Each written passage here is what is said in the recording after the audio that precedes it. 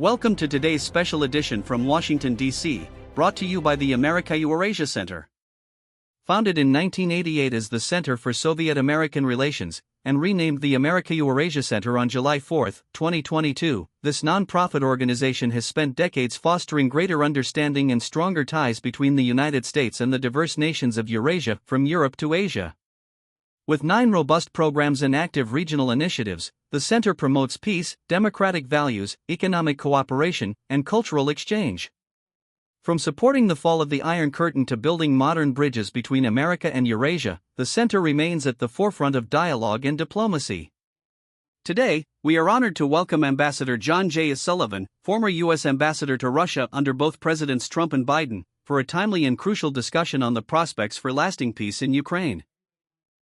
He will also share insights from his gripping memoir, Midnight to Moscow, a first-hand account of the critical days leading up to Russia's invasion. They called the Soviet Union after 8 republics didn't want to join. So his geographer said, why don't we call it the Union of Eurasian Socialist Republics? Okay? So I read that little article in the newspaper. It said, Eurasia, what's that? And the more I looked at it, I said, we had to change our name. It's not going to be the Center for Soviet-American Relations anymore. I said, let's call ourselves the Center for American-Eurasian Studies and Relations. Well, when you're asking for money or funding or sponsorship, I'm with the Center for American-Eurasian Studies and Relations. It's a mouthful. So we cut it down to the Eurasia Center, and then other organizations like the Eurasia Foundation, Eurasia Group, they saw our ideas about the new Eurasia. And it was about a Eurasia which would be people traveling in peace, people doing business with each other, and that was exciting times for 20 years, okay? Dmitry Vismyrnikov's in the back. He used to work in the Kremlin.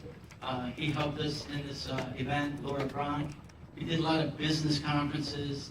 We did doing business with Russia, doing business with the Silk Roads, doing business with the BRICS. But then the Ukraine crisis happened, and we had to remodify things, okay? But one thing I want to introduce for 1 second or 2 seconds is our new directors, is Carolina here. Carolina? She's way in the back. I don't know if she's going to wave to you. She's our new director for environmental affairs, okay? Jane Pennewell is our new director for public relations. And then Rosa Hong is our new director of social media. She runs her own television station, the Golden Dragon TV. And her associate, Mr. Andrew Lynn, I think? Glenn Lowe. Glenn Lowe, okay, Glenn Lowe.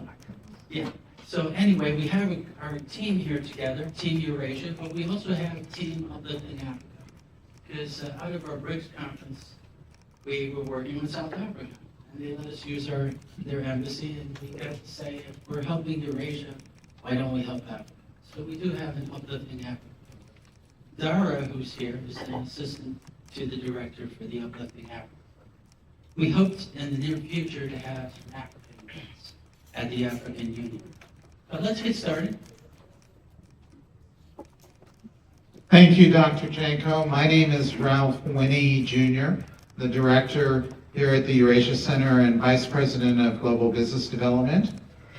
On behalf of the America-Eurasia Center, I'm really honored to be able to introduce you to Ambassador John J. Sullivan. Ambassador Sullivan has had a prodigious career.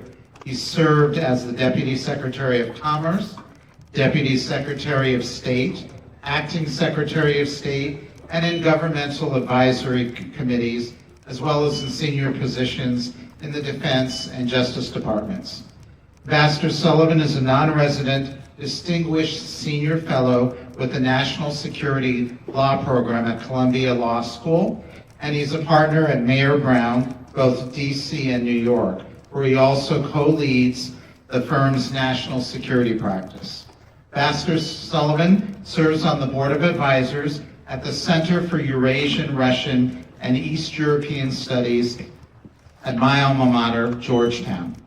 Today, however, he is here to speak about his book, Midnight to Moscow, a memoir from the front lines of Russia's war against the West, written about his experience as the U.S. Ambassador to Russia under both President Trump and President Biden.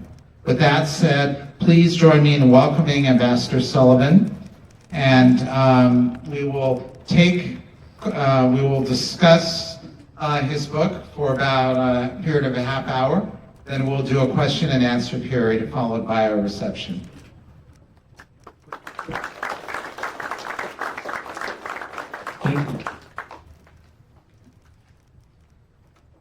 So, Ambassador Sullivan, you were invited into the Trump administration by your friend General Mattis. And then you became the Deputy Secretary of State and then acting Secretary of State. But you really wanted to be the U.S. Ambassador to Russia. Can you tell us why? Sure. Well, thank you for that that kind introduction. It's great to be here to see so many old friends, long-standing friends. I'm the old folk. I wore my dinosaur tie. In case anyone wondered whether I'm an old fogey or not. When I joined the Trump administration, it was at the invitation of Jim Mattis. I had worked 20 years before for Secretary Rumsfeld, then Secretary of Defense. And Jim Mattis at that point was the two-star commanding the 1st Marine Division at the start of Operation Iraqi Freedom. I was the Deputy General Counsel of the Defense Department, and the plan was that I was brought in the end of 2003 because the General Counsel had been nominated for a judgeship. The expectation was that he would leave, and they wanted to see if they could find anybody else in Washington, a lawyer, who could survive scrutiny by Secretary Rumsfeld, who was notorious for being a challenging boss, in particular hating lawyers. He went to law school for 1 year at Georgetown, dropped out, absolutely hated lawyers. I can tell you Rumsfeld lawyer jokes afterwards. General Mattis associated me as a lawyer at the Defense Department. My boss didn't get confirmed as a judge. He stayed until virtually the end of President Bush's second term. So I moved on. I was Deputy General Counsel briefly and then Deputy Secretary of Commerce. President-elect Trump picks Jim Mattis, General Mattis, now retired 4-star CENTCOM commander, to be SecDef, and he called me almost immediately to say, hey, do you want to go back? Will you come and work for me at the Defense Department? And, when God calls, St. Mattis, as our Marines refer to him, St. Mattis of Quantico. I thought it was a great honor to work for him, and he was somebody I still greatly admire and consider a mentor. So I was nominated to be GC of the Defense Department. It was appointed as Sure. It's just to you how random things can happen in a person's career. I'd been a lawyer all my life. I had a brief tenure as Deputy Secretary of Commerce. I went back into private law practice. I was a lawyer, national security lawyer, etc. But I was a lawyer, and I was going to a senior job working for Jim Mattis. Through Mattis, I met Rex Tillerson. Tillerson needed a Deputy Secretary of State. And I did a murder board for him. I write about this in my book. And the other members of the panel, the murder board, the mock confirmation hearing for the recently retired chairman and CEO of ExxonMobil, Rex Tillerson. And I was by far the most junior and insignificant person on this panel, former senators, et cetera, former national security advisors, et cetera. And so they gave me the nasty questions to ask Tillerson, to paint him as an out-of-touch plutocrat. It's somebody who doesn't know the price of a loaf of bread, et cetera, out of touch, not a man of the people. And I looked at some of the questions and I thought, a week ago he was the CEO of ExxonMobil. I think he knows how much a gallon of gas costs. That's probably not a good question. Oh, no, get under his skin, rattle him. Rattle him. How am I going to rattle Rex Tillerson? You've ever met my former boss, the former secretary, he's got a very imposing demeanor. So I did my best, and I remember thinking as I'm asking him these stupid questions, which clearly are not entertaining, he's wasting his time. I remember literally thinking to myself, this is the last, I thank God I'm going to work, if I wanted to work in government, I'm going to work for Jim Mattis at the Defense Department. I hope Mattis doesn't run into Tillerson, after this, and Tillerson says, who's that jerk, Sullivan?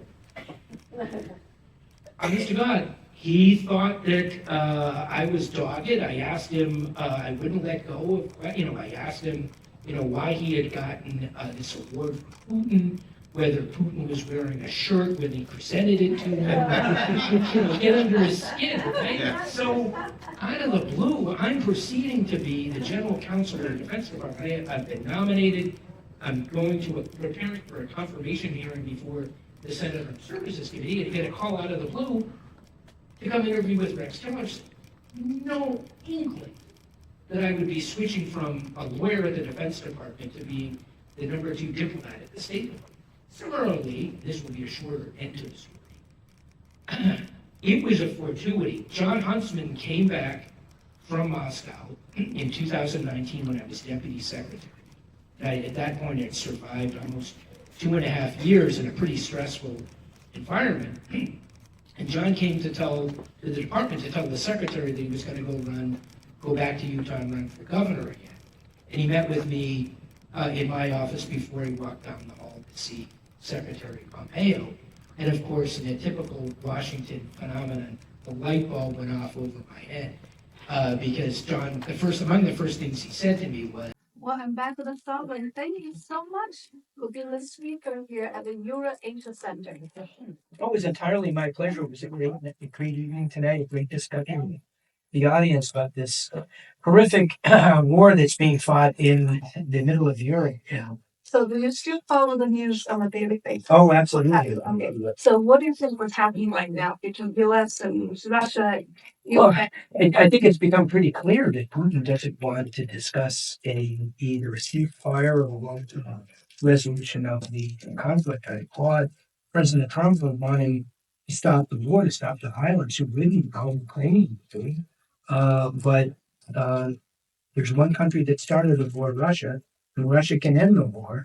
And I don't see any indication that President Putin has decided to do that. Yeah. Well, you mentioned earlier that in addition to the country diplomacy, people are the same. Mm. So people like us, or centers like Eurasia Center, people in that diplomacy. Yeah. What do you think the impact of people diplomacy? Very important, but it's been disrupted first with the pandemic, Yes. and now with the war, particularly with Russia. So I think it would be important, and we have to be careful with sanctions and so forth. But, and another area that I think needs more attention is those Russians who are opposed to the war, particularly those who have fled, haven't been supported by the West the way they should be, and some of them have trouble integrating their lives outside of Russia. Of course, some of them have returned home. Maybe they really didn't want to. So I think there's a lot more to be done there. Well, thank you so much for your service and also for your support of the Eurasia Center. Always my pleasure. Thank you. Thank you for joining us for this special conversation with Ambassador John J. Sullivan, presented by the America-Eurasia Center. As we continue to champion dialogue, democracy, and diplomacy, we invite you to support our mission of fostering peace and prosperity across Eurasia. Whether through grassroots membership, corporate partnerships, or collaboration with global institutions, the America-Eurasia Center stands as a vital platform for understanding and engagement. To learn more or to become a member, visit us online and be part of a movement that believes in the power of positive international relations. Together, we can build a better world politically, economically, socially, and culturally. Until next time, thank you for watching.